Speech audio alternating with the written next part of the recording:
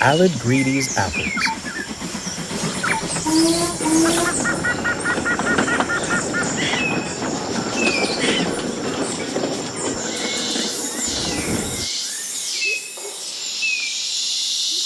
One of the engines in Edward's shed was called Aled Greedy, painted bright red with a loud mouth to match.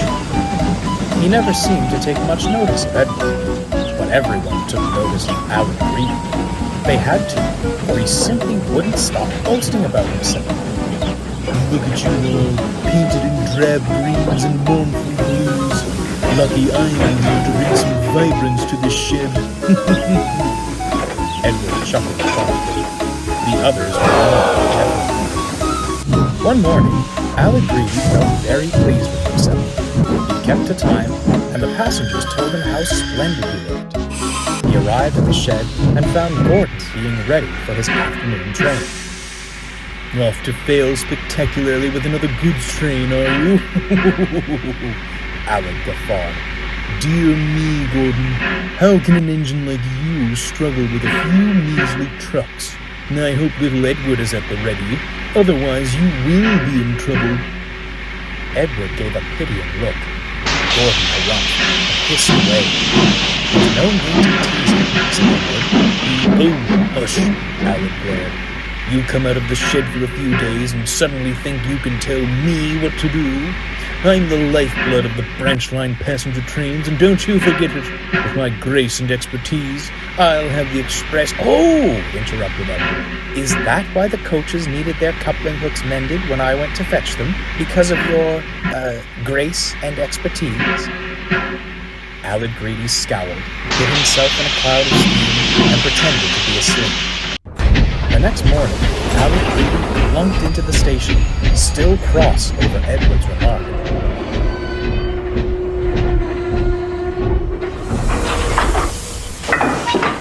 Be gentle, cried the coaches. Come quietly, he snorted.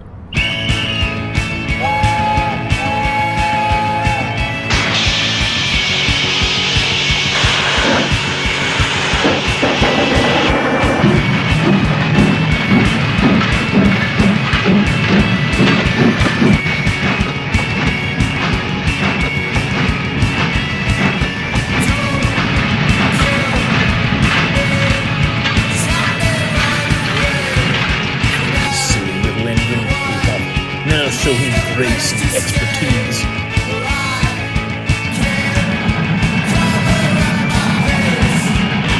Aled Greedy would show him something, just not what he hoped for.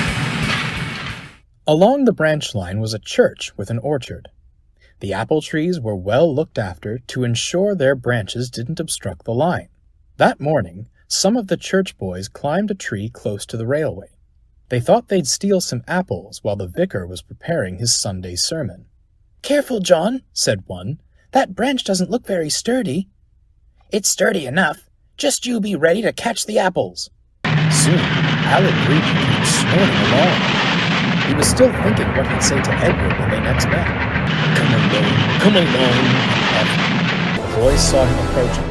Startled, they scrambled frantically down the tree. The branch John stood on couldn't bear the weight any longer. As he jumped, it snapped, still clinging to the trunk, but dangling over the railway line. Come along, snarled Aled. Come along! Hearing the thud, the driver stopped the train.